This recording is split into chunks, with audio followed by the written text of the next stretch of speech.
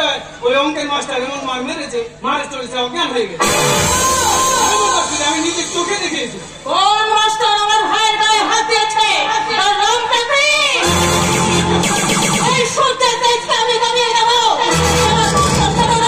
ওর হাতটাকে কেটে গাড়ি বার কর, আমি এক্ষুনি স্কুলে যাবো। ঠিক আছে আপনারা যত নেই আমি নিজেই চলে এসেছি। আমি মাস্টার সূর্য সেন। আপনি তাহলে গণেশের গায়ে হাত দিয়েছেন? হ্যাঁ দিয়েছি। আপনার ভাই গণেশের গায়ে একটা চর মেরে আমি বুঝিয়ে দিচ্ছি যে স্কুল কোনো খেলার জায়গা নয়, ওনার শিক্ষার জায়গা। দেখি আপনি আমার গায়ে চোর বলবেন? আপনাকে একটা চর মেরে বুঝিয়ে দিলাম ওই গণেশ কোনো সাধারণ ছাত্র নয়, ওই গণেশ হচ্ছে তান্ত্রিক মায়াবতীর ভাই। মায়াবতী? মাতাশ্রী মায়াবতী বলুন। আপনি জানেন না মাস্টার, আমার এই দন্ত সাধনায় আপনাকে আর আপনার মেহুল মিলাকে আমি গুলি করে দিতে পারি। আর করে দিন আপনি আমার ভাইয়ের গায়ে হাত দেবেন না।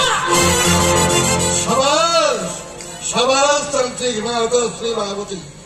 অসহায় মানুষগুলো কত বিশ্বাস ভরসা আপনার কাছে তারা যায় তাদের বোঝ খুন কাটাবার জন্য, আপনাকে তার দেবী আশ্রয়স্থান দেয়, অথচ সে আপনি আপনার ভাইকে আমি শাসন করতে পারে আপনি আমাকে অভিনন্দন না করিয়ে আপনি আমার গালে ঝড় মারলেন।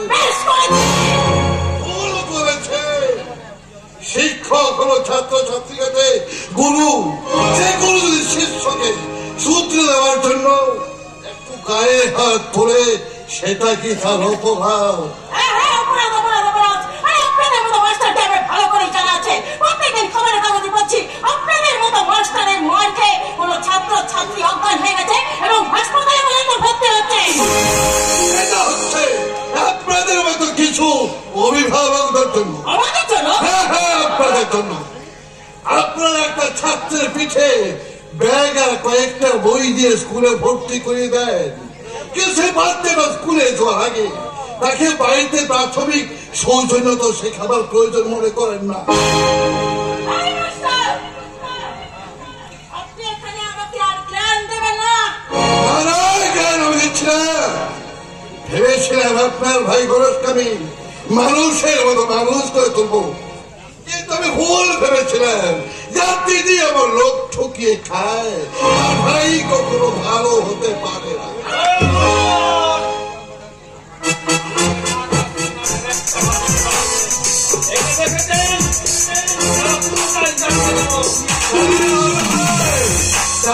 কেন এদিকে সবাই দেখুক, জানো এদিকে শিক্ষকদের স্থানটা কোথায়?